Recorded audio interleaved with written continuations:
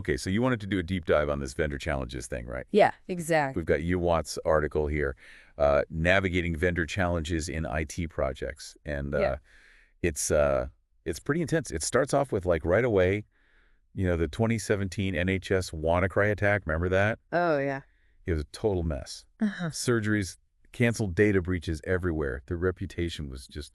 I mean, it was just a nightmare. Totally. And like one of the biggest things that contributed to it was outdated vendor managed systems. Yeah, that was a huge factor. So that's what we're looking at today. Like, how can good leadership really help us avoid these kinds of disasters when we're working with vendors? That's a great question. And it's interesting, this article really focuses on the human element of leadership. Yeah, I noticed that too. Because we talk about contracts and SLAs and all those things, but they're really only as good as the people who are actually managing them, Exactly. It's like having a super fancy security system and then leaving the door wide open. The article really emphasizes that leadership is so important, especially when things go wrong. Yeah.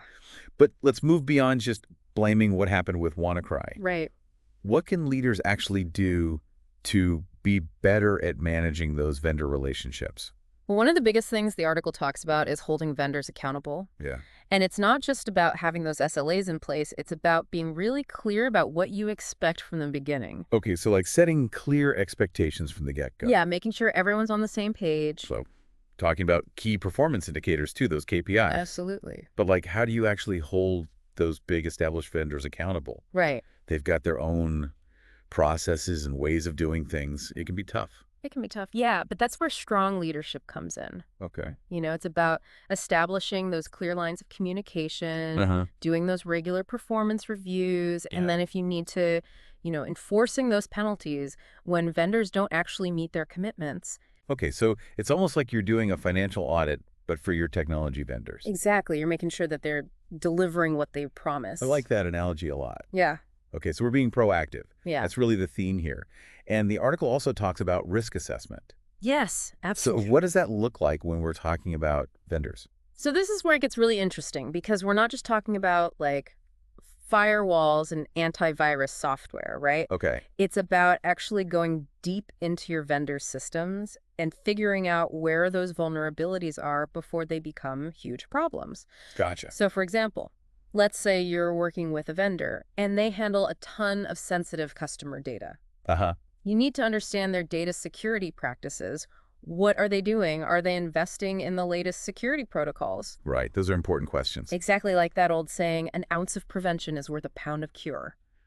Right. Exactly. Sometimes that ounce of prevention is just having that open conversation with your vendor, building that relationship, understanding their processes, working together to identify those risks and figure out how to mitigate them.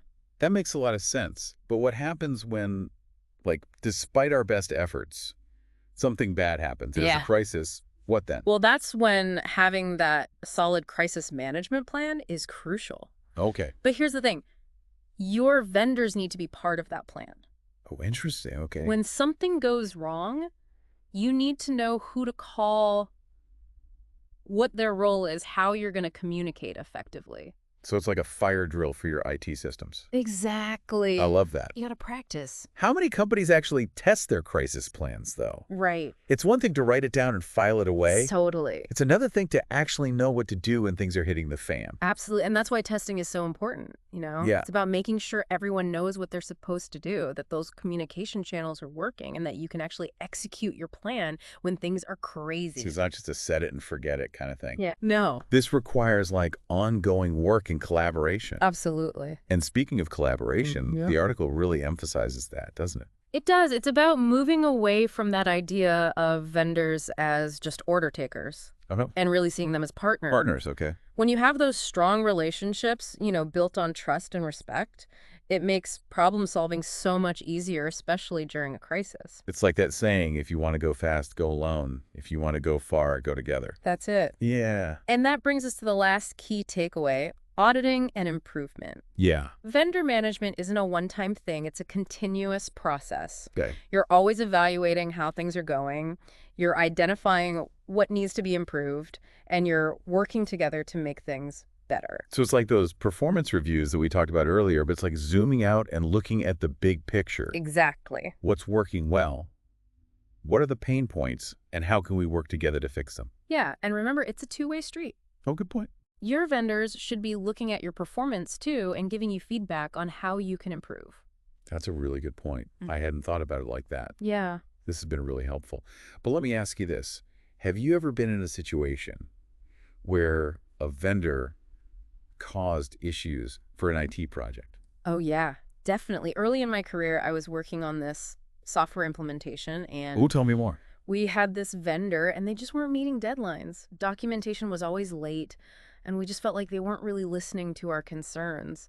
So what did you do? Well, we ended up having to escalate things to their management team, Okay. and thankfully that helped get things back on track. So it sounds like communication was key there. Yeah, definitely. And also realizing that sometimes you have to be a little bit assertive and advocate for your needs. It's almost like that vendor relationship. It's like any other relationship. Yeah, You got to communicate. You got to set those boundaries. absolutely. Okay, so as we wrap up today's deep dive, the big takeaway is vendor challenges. They're going to happen. But with strong leadership, we can turn those challenges into opportunities to grow and really build stronger partnerships. I completely agree. Here's something to think about. The article talks a lot about that collaborative approach to vendor management. So how can you cultivate those stronger, more resilient relationships with your IT vendors? That's a great question for everyone to consider. That's all for today. Until next time, keep learning, keep diving deep. See you next time. Bye. Bye.